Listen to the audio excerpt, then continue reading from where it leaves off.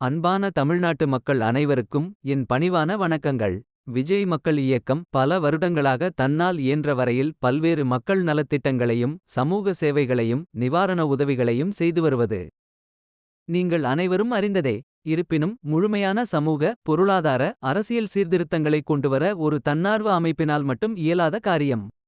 அதற்கு அரசியல் அதிகாரம் தேவைப்படுகிறது. தற்போதைய அரசியல் சூழல் பற்றி நீங்கள் அனைவரும் அறிந்ததே. நிர்வாக சீர்கேடுகள் மற்றும் ஊழல் மலிந்த அரசியல் கலாச்சாரம் ஒருபுறம் என்றால், நம் மக்களை சாதி மத பேதங்கள் வாயிலாக பிளவுபடுத்த துடிக்கும் பிளவுவாத அரசியல் கலாச்சாரம் மறுபுறம் என்று இருபுறமும் நம் ஒற்றுமைக்கும் முன்னேற்றத்திற்குமான முட்டுக்கட்டைகள் நிறைந்துள்ளன. ஒரு தன்னலமற்ற வெளிப்படையான சாதிமத பேதமற்ற தொலைநோக்கு சிந்தனை உடைய லஞ்ச ஊழலற்ற திறமையான நிர்வாகத்திற்கு வழிவகுக்கக்கூடிய அடிப்படை அரசியல் மாற்றத்திற்காக குறிப்பாக தமிழ்நாட்டில் உள்ள ஒவ்வொருவரும் ஏங்கிக் கொண்டிருக்கிறார்கள் என்பது நிதர்சனமான உண்மை.